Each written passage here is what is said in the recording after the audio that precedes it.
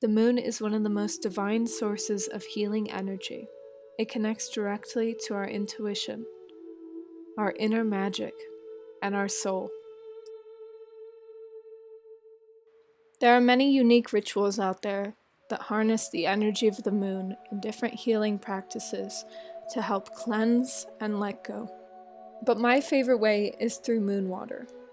Moon water is one of the easiest rituals to do for beginner or experienced witches and only takes a few minutes.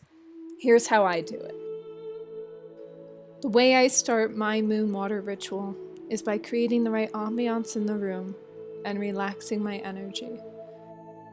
Whether it's through lighting candles, meditating, yoga, or just breathing exercises, as with any ritual, you never want to start in a negative state of mind. Next, you'll want to find a container to keep your moon water in. There's no right or wrong way to do this. I prefer to use a glass mason jar, but you can use a bowl or a cup or whatever you have on hand. Next, you'll want to cleanse your container. You can do this by visualization practices, smudging, or one of my favorite ways is sending an intention into a candle and holding the container over the flame and then blowing the candle out to let the smoke cleanse and prepare the container for the ritual. This will help to ensure that your container is holding only the energy and intention of this ritual and not lingering energy from anything else. For the next step, you'll want to fill your container up with water. You can do this however you'd like and use whatever water you want. However, if you do plan to consume it, make sure your water is safe for drinking beforehand. And once you've filled your jar, it is time to cast your intention. You can do this however you prefer. Some witches prefer to wave their hand over it, some prefer to speak their intention or blow air onto it to send the intention into it. My personal way is visualizing it going into the water.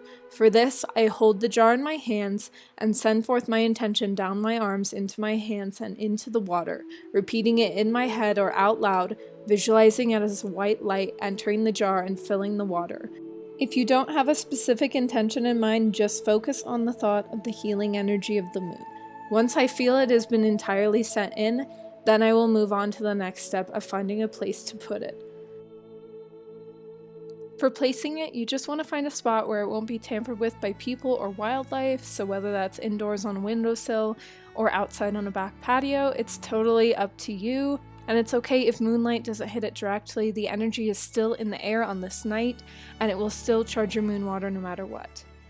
And then a totally optional next step would be to set crystals or herbs or corresponding things around your moon water to enhance the water even more. So for this, if there was a specific intention that you had in mind, such as self-love for example, you might set rose quartz around the moon water to charge it with that energy. But if you just want to connect with the energy of the moon and its healing power, you can set around crystals that connect with the moon directly, such as selenite or moonstone. I have some quartz out as well. And to me, these just speak moon energy and lunar energy in general, so I will always use these in moon rituals, but you are free to use whatever you'd like. And finally, for this step, I always take a moment to give thanks for the moon and its healing energies. The moon is such a divine source of healing energy for us witches. It helps to charge our magic and make our rituals so much stronger and helps us just connect deeper with all the cycles of nature and the lunar cycles as well.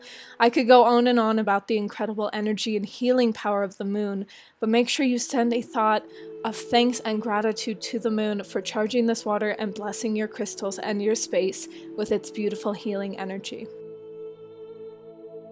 And finally, the only rule with moon water is to make sure you grab it before the sun hits it in the morning. So since you're going to be leaving it overnight, you're going to want to set your alarm real early to grab it before the sunrise. This is because we are making just moon water, and when you charge the water with the intention of lunar energy and then the sun hits it, it can mess up the energy because the sun and the moon are opposite with their energy and their intention. And so therefore it can mess with what you're trying to do. So you just want to make sure you grab it bright and early and keep it away from the sun as much as possible. Now, once you've made your moon water, there's plenty of things that you can do with it.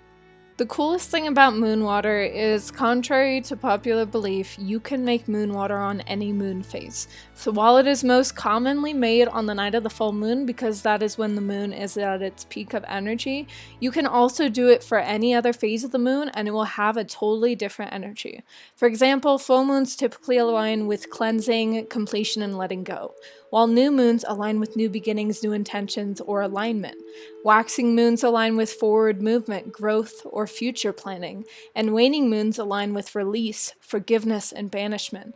So depending on what intention you're using this moon water for or what kind of ritual you're using it for, you can totally customize it by planning to do your moon water ritual on the night of a specific moon phase. And once you make your moon water, you can use it for a variety of things.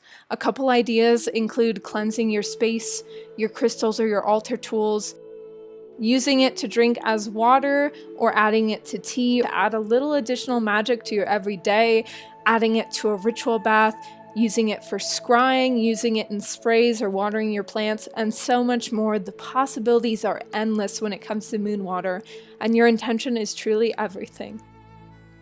I hope this video has helped you learn more about the divine healing energy of the moon and how you can use it and honor it in your spells and rituals.